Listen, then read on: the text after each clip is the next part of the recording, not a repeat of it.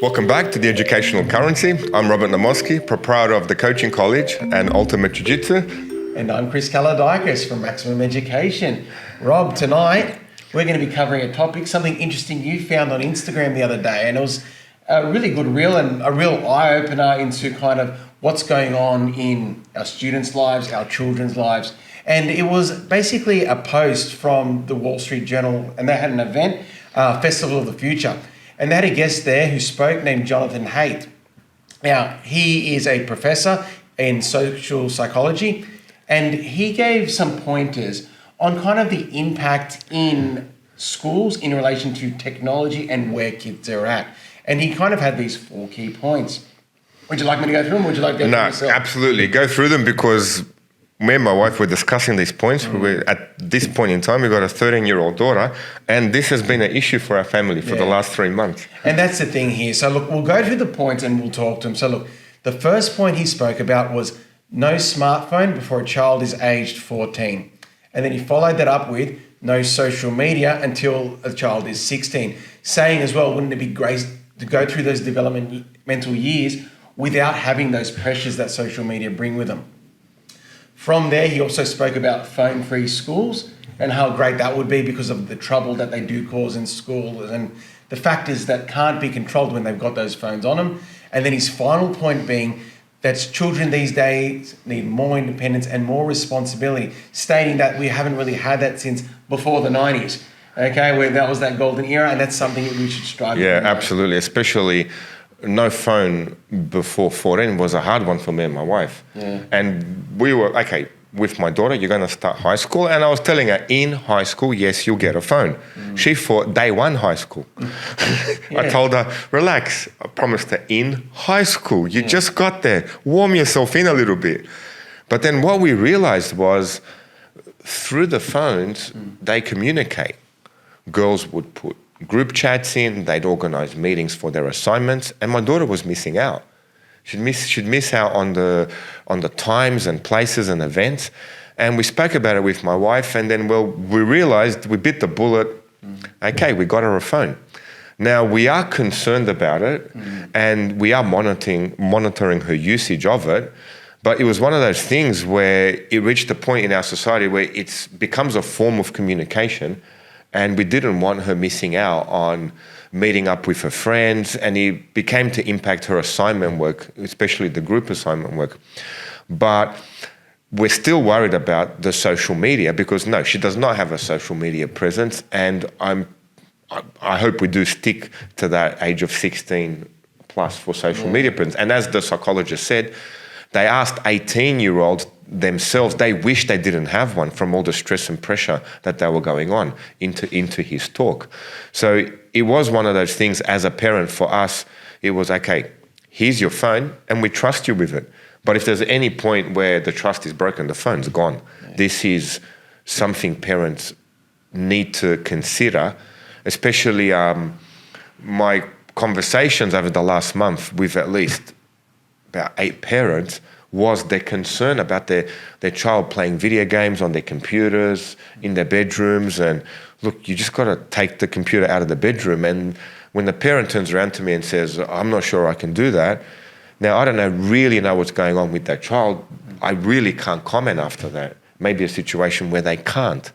But on the other hand, with mobile phones, well, you've got everything in your mobile phone.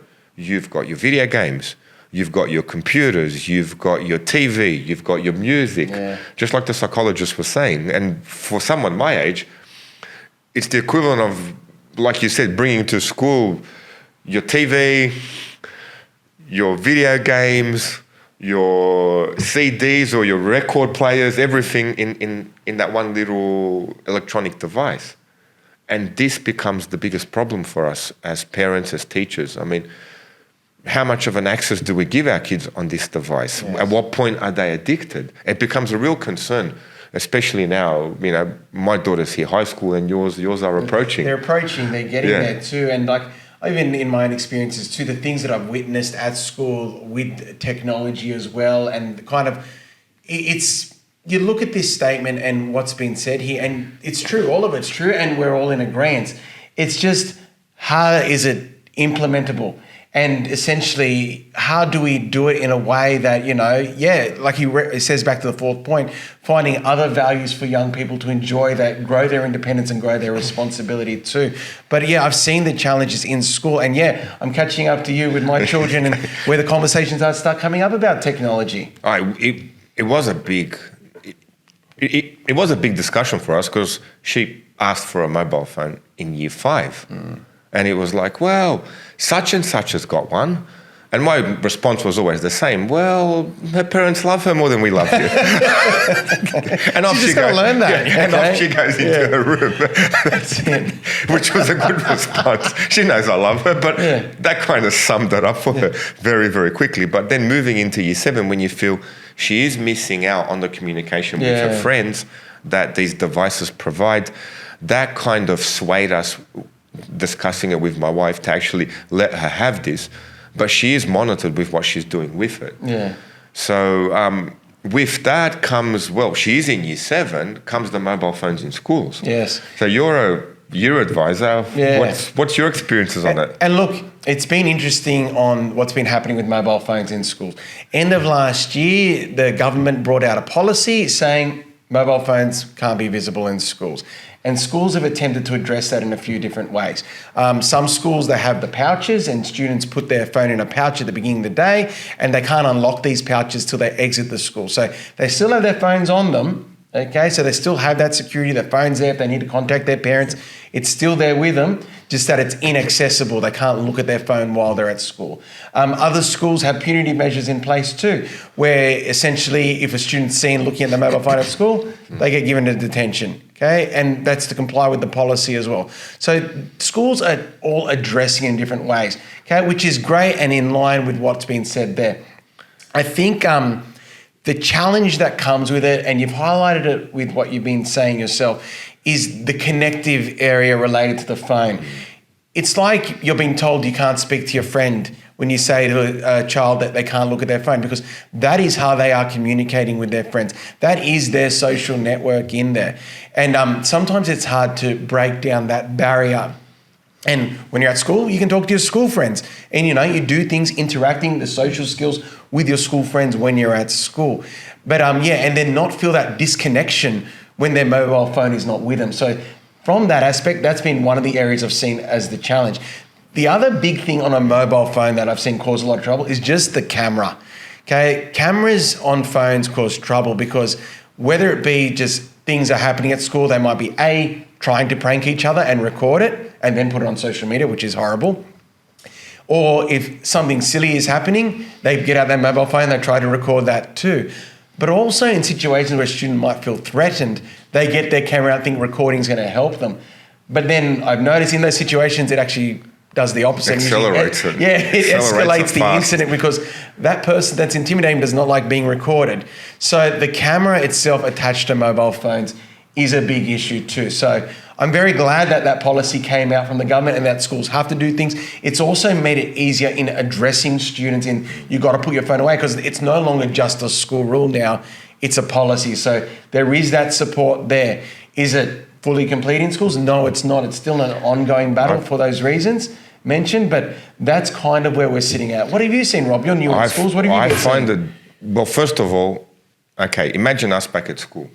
You can stick in your pocket, again, like the psychologist says, your TV, you can stick in your pocket all your music, and it's in your pocket. Of course, you're going to naturally reach for it. Yeah. So having a student being allowed to carry their phones in their pocket and then giving them impunitive measures on it, it's going to happen. Yeah. For myself, I'm more at the stance of, well, if it's in their pocket, they're going to pull it out. Please stick it in the bottom of your bag. So it's almost a question of don't even keep it in their pocket. And I'll give them that one chance where if it's in your pocket, I see them attempting to reach for it or they have, it's, okay, can you please stop? Look, you would be on detention now. Stick it in the bottom of your bag now. And they comply straight away. It goes in the bottom of the bag, and I don't even see them looking at the phone anymore because it's an effort to reach it. Yeah. You have to literally go into your bag, pull it out, and off you go. Make it hard for So them. the pouches it's the best idea. Where you've got a pouch, the pouch is locked in, and you can't open that pouch at the end of the day. It's probably the best thing a school could implement. Having the phone on you, for whatever reason that you have to have it on you, you will pull it out, and that can be a big problem for teachers, as we've experienced. Yeah, and I mentioned this in a previous podcast too before. Everything that can be done on your phone can also be done on your laptop, and that's something I also want to highlight for the parents out there too. You might ban them from their mobile phone, they do something silly, but we've also got to be conscious about what they're doing on their laptops too. And one particular one that's causing a bit of trouble in my household is YouTube. Okay, and look, we're on YouTube right now. I've been presenting on YouTube for years and making a lot of, hopefully, quality content. But YouTube itself, there is some random stuff there. And gotta be careful. Your children can look up anything, and really, YouTube doesn't know that, there's an 8-year-old on the other end. They're just looking at keywords and they're finding things out. So that can sometimes be a gateway into some dangerous stuff there for young people too. So I really wanted to highlight that as well now. So we do have to, be wary of technology, but teach its responsible use as well. But just, be aware, social media is still out there on their laptops. Okay, schools do have in place proxy servers and things like that, that prevent students from accessing certain things at school. But then, if we go back to the mobile phone side, they can use their mobile phone as a hotspot to get around that. So just be aware of all this stuff going on and how much access your child can still be having in getting to things that they probably shouldn't be looking at. And once again, it comes back to that access to the mobile phone. Yeah, it's of course communication with your child is best. Having that trust, parent and that parental trust that you have with your child is very important. But no parent is perfect, no child is perfect either. No. And this is where that grey area can really be a problem. I don't know, if you feel something might be wrong, best check the phone, check the history of the phone randomly. It's good to see. And if something is wrong and you have a 13, 14, 15-year-old looking at very inappropriate information, then you do need to take drastic measures because you're taking away their innocence.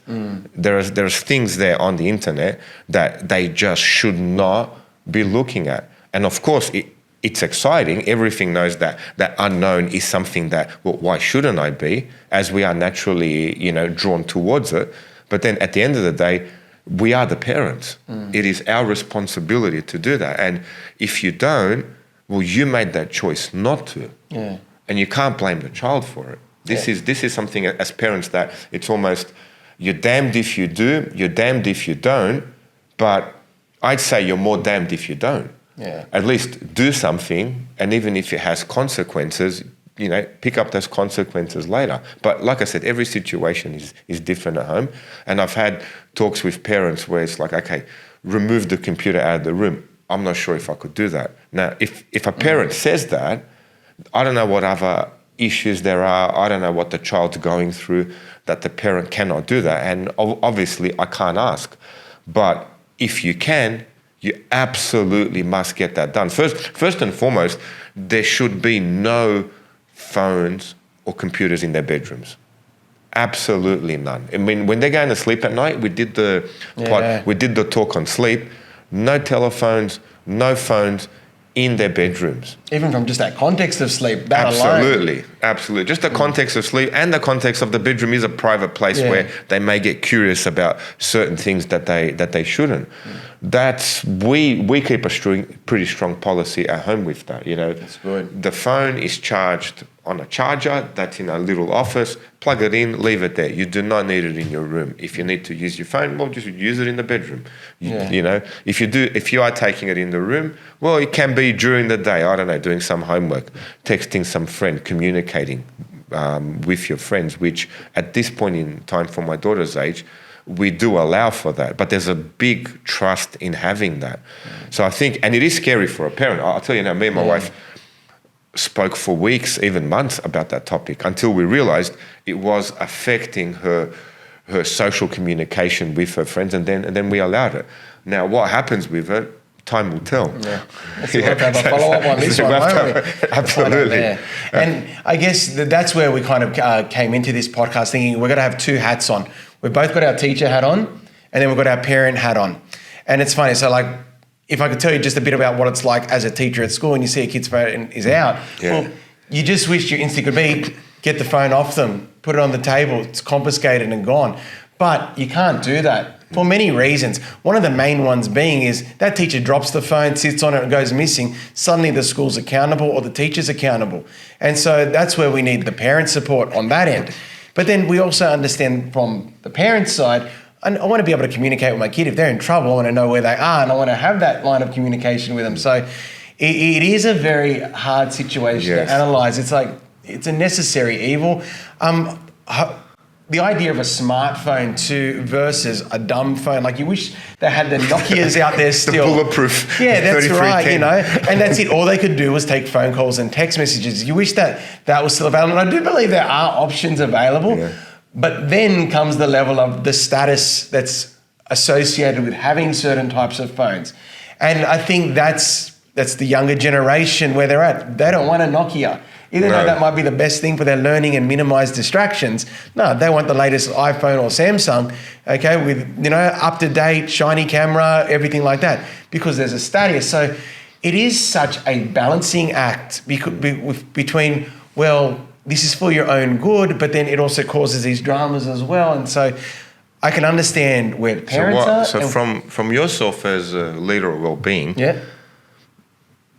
what's been the biggest drama with the phones at school? What would be something that you would like to, okay, if I could eliminate this from the issues that, let's say, you've got the year 12s, what would you like? Look, it's what's already being targeted. Just, I don't want to see them. I do not want to see the phones out at all. Like I said, it's the camera on the phone, that causes trouble. Social media, it causes trouble. It's going around the school and then they message their mates to come meet up with them somewhere. That causes trouble. So I don't want to see them out of their bag. You gave very good recommendation there. Have it deep in their bag somewhere where they can't access it, because every time they have it, they have an immediate communication with everyone at the school. They have immediate contact to networks where they can post things. So it causes trouble. This policy that was brought in was great because it's been minimising that. Okay, and it's just given that little bit of leverage that we needed. But just those aspects of the camera, social media, instant messaging, all of that all can cause trouble and can cause it very quick. And I'm at a pretty good school. I think there's even worse issues that could be happening too. And there have even been well-being issues that I've heard happening between schools.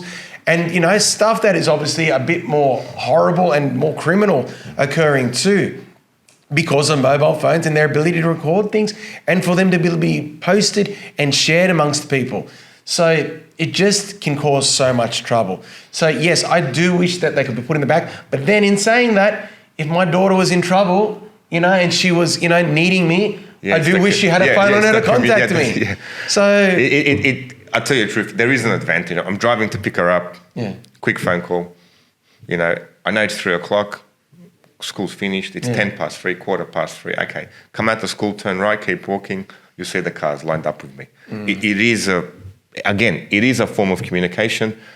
We cannot deny that. So it's a question of, well, nearly every child has a phone. That can afford one.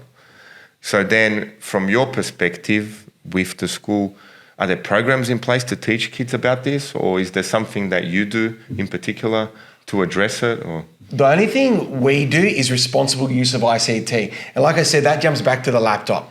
Okay, we talk about how to use that, and, you know, this is what you should be accessing when you're at school. You know, log into the network, you'll be automatically taken to these places. So we talk about responsible use of technology. It's usually year 7 when they first start. And then really I've only got access to the computing students, you know, where you talk about the social and ethical issues related to technology and all that. So not so much, not really anything targeted at the mobile phones. I would say that the mobile phone discussions probably have to happen at home. Like you said, with your daughter, you had to go through the rules with them. And I think that's very key here, that if you're going to be given this device, you've got to be able to be trusted with that device, and you've got to be responsible for that device. Conversations are everything. We need to be speaking with our children in those hard years as they are teenagers, because they are, which goes back to the 4th point of what Mr. Haight was saying too, that we do want them to have independence and responsibility. But trust is a part of that. And I guess that's a level with the mobile phone too. It's also a question of maturity. Yeah. And we decide as parents, like, is your child mature enough for this device? And if they're not, well, really, is it the kid's fault that it's the child has this device in their hands? And as parents, we have to take on that responsibility. Yeah. You can't just say, oh, I can't do anything about it, and you just lift your hands up. It's too hard. As parents, you make that decision when you do that. Either way, so it is a question of, okay. Then the second thing is, I'd like to see, how is this device affecting the child? How's their communications? How are they communicating with people? And there was a funny scenario. This happened probably 10 years ago. I'm at my brother's place, and my niece is there with her friends. They're all on their phones. Yeah. So I needed a drink of water. I needed an orange juice. I got to my brother, check this out. I pull my phone out. I text my niece, can you give me a glass of orange juice? Yeah. She's literally sitting 2-3 meters away from me. She gets up, pours me a juice.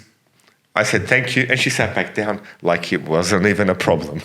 She pick up the phone again, or? Yeah, she picked up the phone. Right back into business, right back into business. Now, she's a lovely girl, happily married, very intelligent, working a corporate career. Yeah. And that was the first time I went, oh, wow, I'm really disassociated with this generation.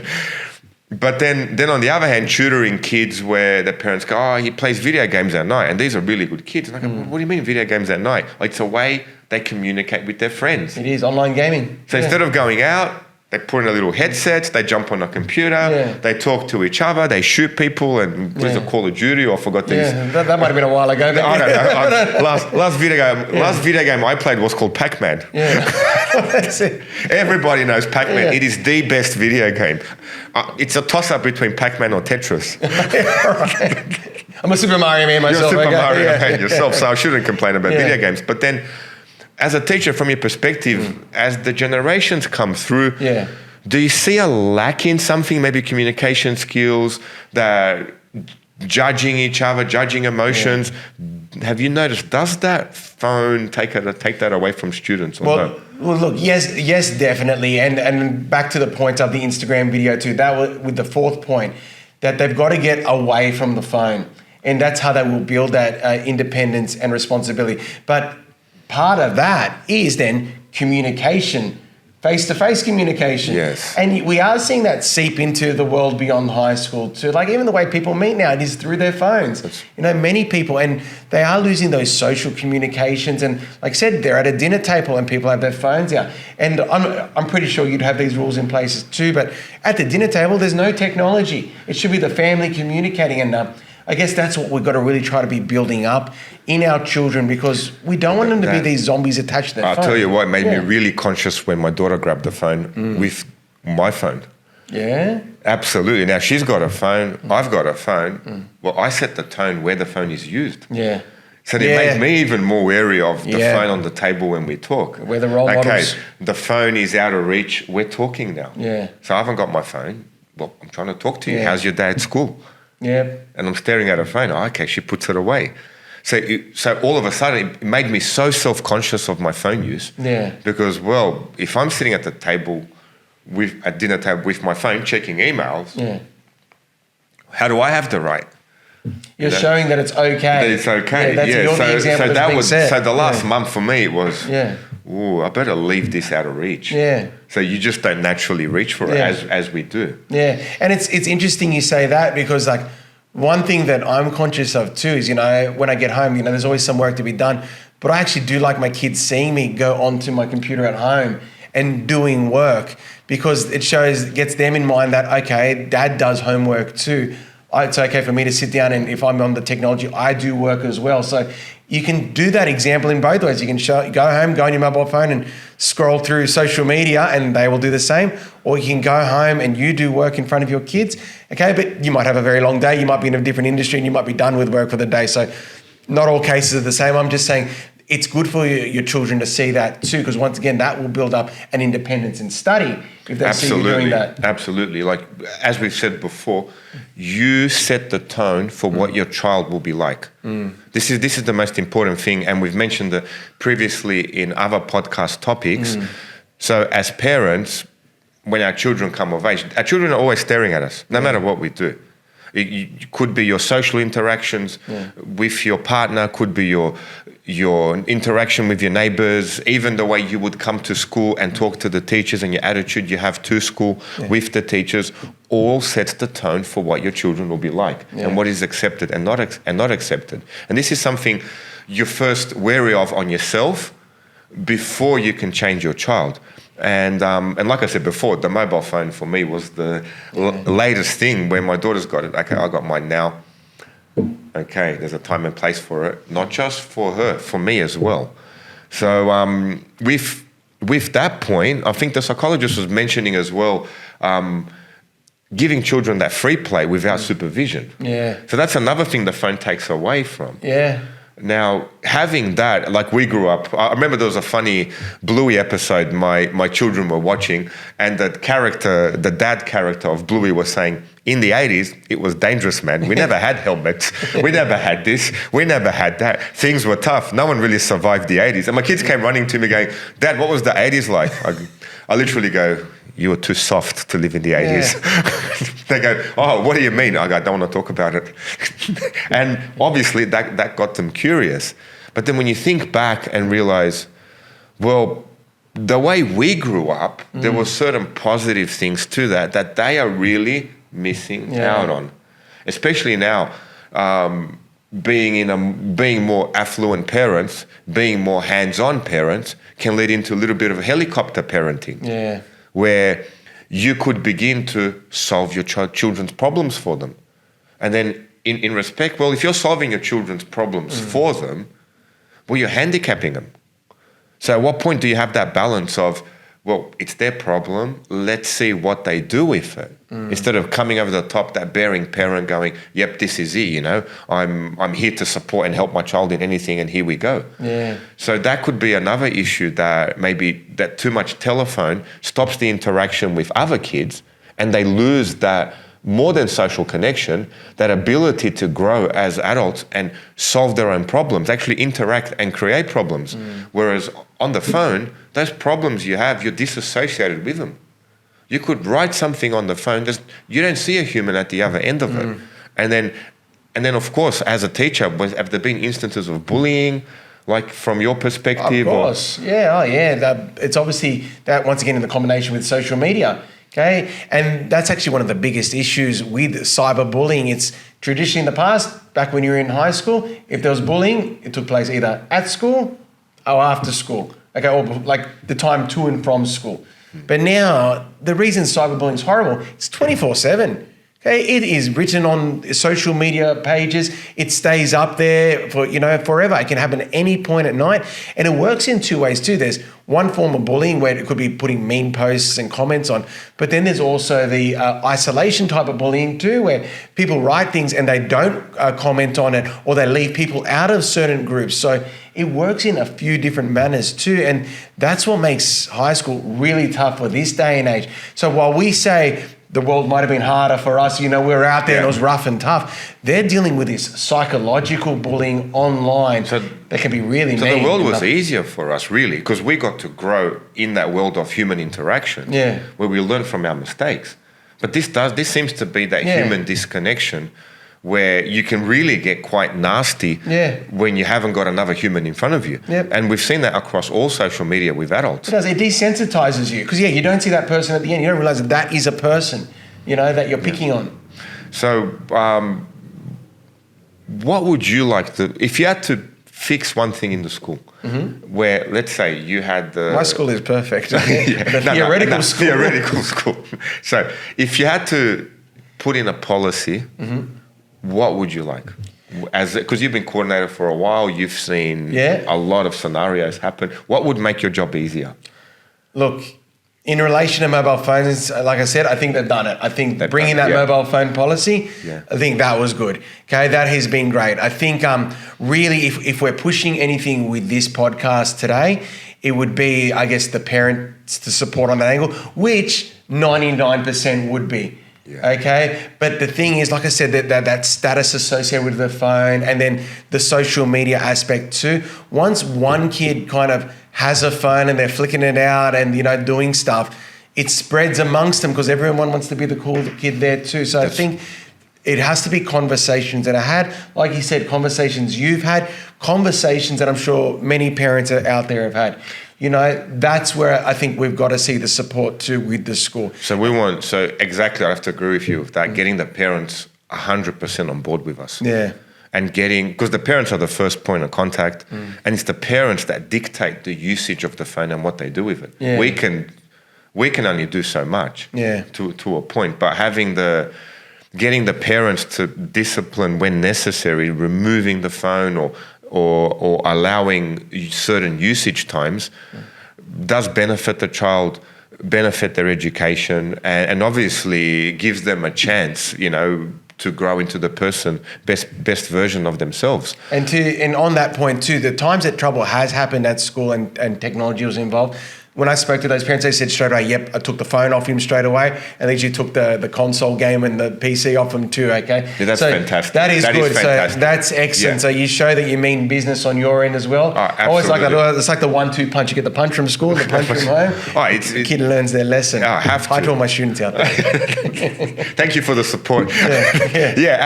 Absolutely. Because at the end of the day, they are kids. Yeah. Even though they can stand in front of you like adults, the brain completely develops till 25 years old. Yeah. I heard in some men it's 35. I don't know, my wife still reckons it's going. Some 50. Some 50. But then it does become our responsibility as teachers and as parents. You can only blame the child to a point after your actions. Yeah. You can't just blame the child, and this is what I truly believe in as an educator. Yeah. On another perspective, what about the laptop? Since we've got the phones in place, how do computers play a role in this? Look, like I said, the computers give you just as much access to all those things that are on your phone. They're not as subtle, obviously, so they're not always on them. But if you're going to confiscate their phone, you might as well confiscate their laptop as well when they're at home. Like it's a necessary evil. I don't like calling laptops evil, but it's a necessary evil because they've got to do their homework on it. Yes. And it is a major source of them for completing their assignments and all that. But then you've got to have things in place on the laptop too. For the younger kids, obviously they're using Chromebooks anyway, so they're very limited in what they can do in that aspect too. But then if your child has a high-end laptop, you got to make sure they're doing work on it as well. It's hard. You said it earlier today too. Not in the bedroom. No. Not in the bedroom. No. Have it in the family area, whether they're doing it on the dining table or you have a desk set up in a public place, just so you can always be there to check in the corner of your eye that they are doing work. And it's not even always that they're doing anything too naughty, just that they're not even spending half an hour picking their playlist for what their music they're going to listen to. They will. It's just one of those things. And going back on the topic, not in their bedroom, a famous psychologist from Tasmania, Stephen Biddulph, in Raising Boys and Girls, there's a certain point in his book where he says, if there's any electronic devices, computers, TVs in the kid's bedroom, please remove them. Don't continue. Stop reading this book. Yeah. Don't read this book any further until unless you've actually removed those devices. Yeah, that's a good point. And it's one of those things as parents, it's detrimental to your child. Yeah. You wouldn't allow your child with a bottle of alcohol in their bedroom to drink it and go to sleep. Yeah. This could be having as much of a damage effect as that would be, as we did in our sleep episode. Yeah. And then throw in the fact that they wouldn't be getting a good night's sleep. And as well, I can see it at school. Walk in, sit down, slouchy. Oh, sir, I'm tired. Oh, how'd you go? How's your night? Oh, did you stay up? Oh, what video game did you play? Oh, did you watch any YouTube? Yeah. Get into a nice friendly conversation of, I like watching this, you like watching that. Oh, this was awesome. And you go, wow, there you go. Yeah. How'd you end up watching it? Did you go on the couch? Did you put your TV on? Because you can YouTube on the TV. We've got these smart TVs now. Yeah. 50, 60, 80, 90 inches. And they've got the apps on them too. Apps are on there, Yeah. mate. Remove those apps from your phones and your computers. Stick them on your TV where they should be. Yeah. Family viewing. Yeah.